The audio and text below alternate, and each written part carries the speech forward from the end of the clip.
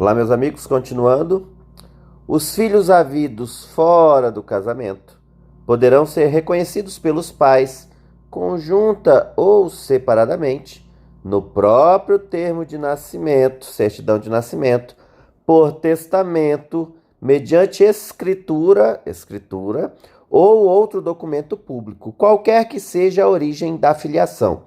Por que os filhos havidos fora do casamento? Porque os filhos havidos durante a sociedade conjugal, durante o casamento, presumem-se ser daquela mãe e daquele pai. Na verdade, a presunção é do pai, né? Porque da mãe todo mundo viu nascendo, né?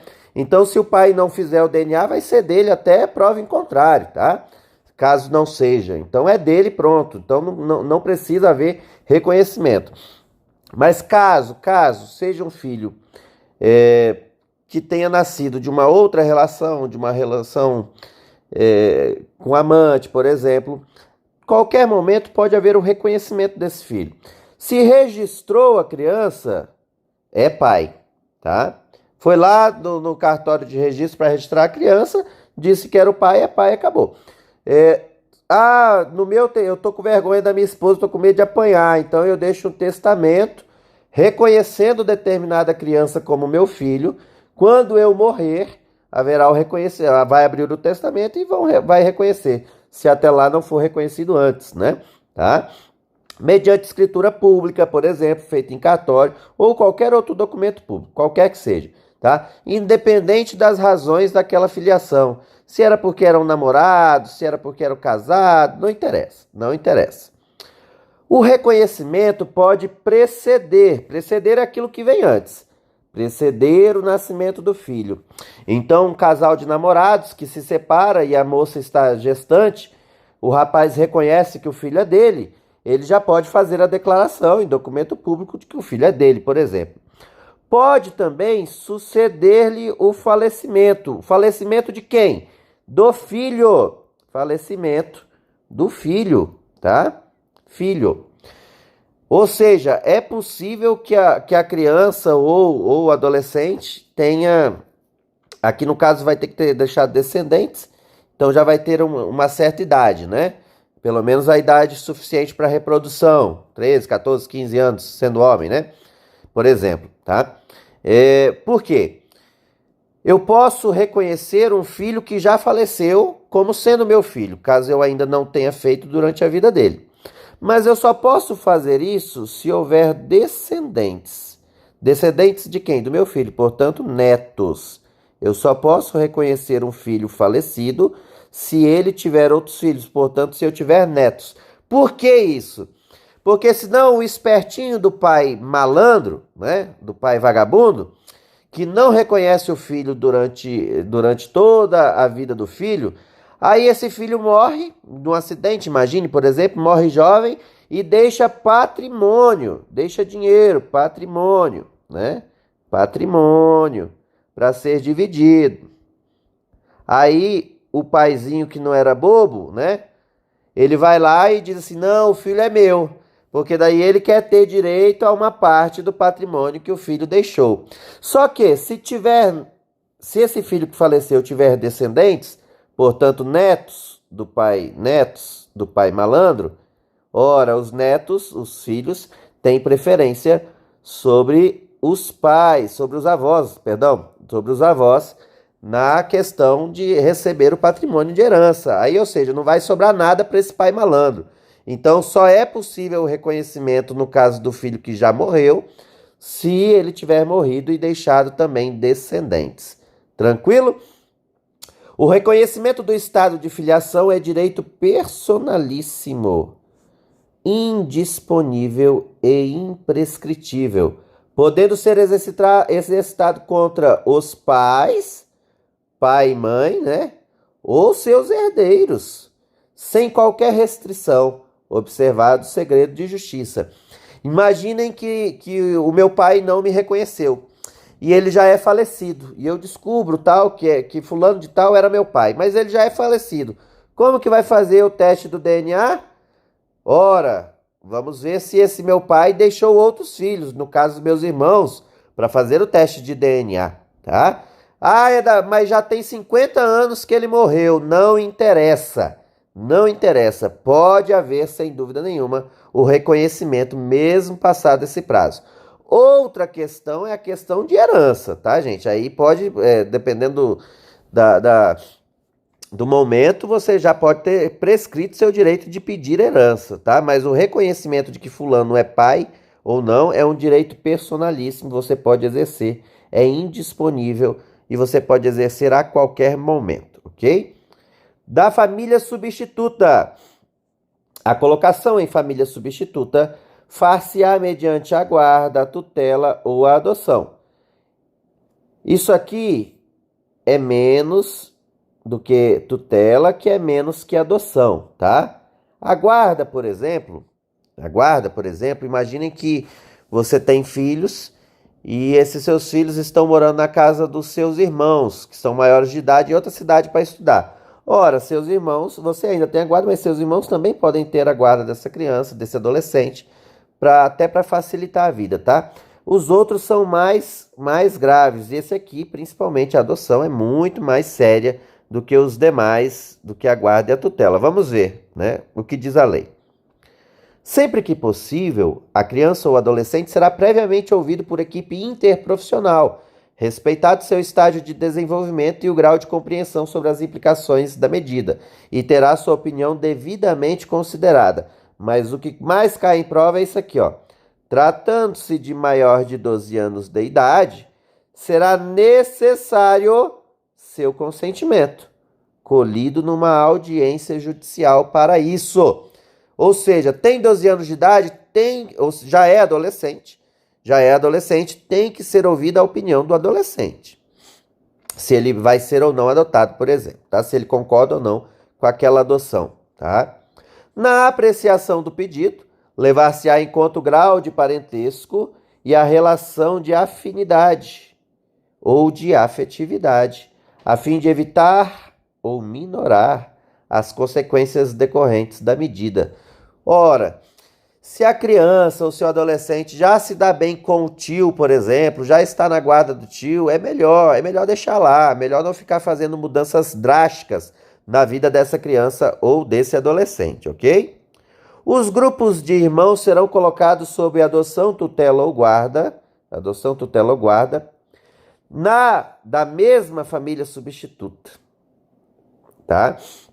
Ressalvada a comprovada existência de risco de abuso ou outra situação que justifique plenamente a excepcionalidade de solução diversa, procurando-se, em qualquer caso, evitar o rompimento definitivo dos vínculos fraternais. Qual que é a regra? Irmão acompanha irmão. Ah, são 3 irmãos, os 3 serão colocados e vamos procurar uma família que aceite os 3, se for caso de adoção, por exemplo. Professor, que família que vai adotar 3 irmãos ao mesmo tempo? Tem, mas são poucas, de fato. Por isso que a lei diz que tem a ressalva. Portanto, a regra é, coloca na mesma família. Ressalva, no caso de risco de abuso, o irmão mais velho é violento, ou a irmã mais velha é violenta em relação aos irmãos menores. Ora, talvez seja melhor separá-los, tá? Ou outra situação plenamente justificável. São 10 irmãos para adotar. Meu amigo, para achar uma família que vá aceitar adotar 10 crianças ao mesmo tempo, difícil, né? Então, necessariamente, né, por circunstâncias fáticas, provavelmente, vão ter que ser separados esses irmãos. Mesmo que separe, a gente tem que tentar evitar o rompimento definitivo dos vínculos fraternais. Ou seja, tentar manter essas famílias em contato. Ah, tem 3 irmãos com cada família. Vamos combinar de todo mês se reunir, de manter o contato telefônico, etc. Fazer o aniversário deles juntos, para que todos participem. Essa é a ideia da lei, ok? A colocação da criança ou do adolescente em família substituta será precedida de sua preparação gradativa e acompanhamento posterior, realizados pela equipe interprofissional a serviço da Justiça da Infância e da Juventude. Sempre Justiça da Infância e da Juventude. Justiça da Infância e da Juventude. Decore esse nome. Preferencialmente com o apoio dos técnicos responsáveis pela execução da política municipal de garantia do direito à convivência familiar. Antes de colocar a criança em adoção, ela precisa ser preparada para isso, tá? Não é fácil ser adotado, independente da idade. Quanto mais velha a criança for, mais difícil é a adoção. Mais difícil de achar a família e mais difícil para ela mesma, tá? Então tem que haver um acompanhamento psicológico, sem dúvida nenhuma. Em se tratando de criança ou adolescente indígena ou proveniente de comunidade remanescente de quilombo, é ainda obrigatório, ou seja, no caso dessas duas etnias, é obrigatório o seguinte: que sejam consideradas e respeitadas sua identidade social e cultural, os seus costumes e tradições, bem como suas instituições, desde que não sejam incompatíveis com os direitos fundamentais reconhecidos por esta lei e pela Constituição Federal. Vocês sabem que tem tribos indígenas que enterram crianças que nascem com algum tipo de deficiência física, portanto portadoras de necessidade especial, eles enterram a criança viva. Ora, você vai respeitar essa questão social e cultural deles, porque a criança tem deficiência, então você vai enterrar viva? É lógico que não, tem que ter bom senso, né? Tem que ter bom senso. Então, neste caso, essa identidade cultural e social, esse costume deles, não está de acordo com essa lei nem com a Constituição Federal. Portanto, não será respeitado, tá? De vez em quando, uma mãe indígena tem que fugir da tribo, levando seu filho, porque querem matar o filho dela, tá? Então, e ela não quer. Ela não gosta desse costume, ela não quer mais adotar esse costume. Teve há uns anos atrás até uma reportagem especial do SBT, se não me falha a memória, sobre isso. Que a colocação familiar ocorra prioritariamente no seio de sua comunidade ou conjunto de membros da mesma etnia. Prioritariamente, não é obrigatoriamente, cuidado com isso. Mesmo exemplo que eu dei lá, se naquele meio vão matar a criança, não dá para eu colocar a criança de volta naquele meio, né? É óbvio. A intervenção e a oitiva de representante do órgão federal responsável pela política indigenista, FUNAI. Voltando aqui, peraí, que eu escrevi errado. Escrevi um M. FUNAI, Fundação Nacional do Índio, tá? É o órgão federal responsável pela política indigenista. No caso de crianças e adolescentes indígenas e de antropólogos, perante a equipe interprofissional e multidisciplinar que irá acompanhar o caso. Não se deferirá colocação em família substituta à pessoa que revele, por qualquer modo, incompatibilidade com a natureza da medida ou não ofereça ambiente familiar adequado, tá? Você quer adotar uma criança, você tem que ter uma família, você tem que estar numa situação organizada, financeiramente, por exemplo, psicologicamente, evidentemente, tá? Então, se você já está respondendo porque bate nos seus filhos mesmo, nos seus filhos nascidos biológicos, vão te deixar adotar outra criança? Lógico que não, né? Lógico que não.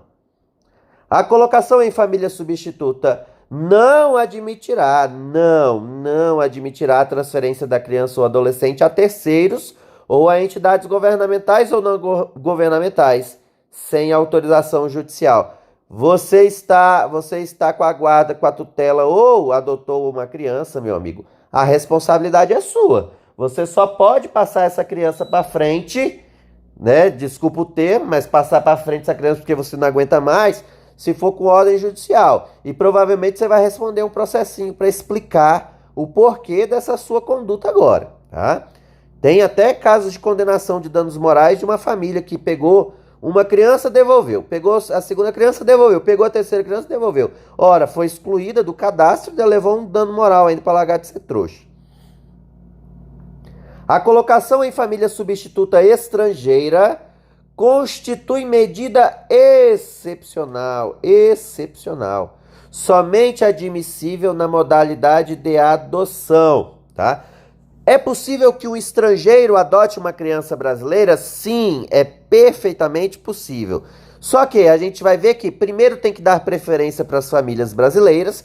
Se não houver possibilidade de adoção diante de famílias brasileiras, aí como medida excepcional, a família estrangeira pode adotar a criança. E aí só na adoção, ou seja, só definitivamente. Não dá para passar nem guarda, nem tutela, nem a guarda, nem a tutela, guarda ou tutela para famílias estrangeiras, apenas a adoção, ok? Até a próxima aula, meus amigos.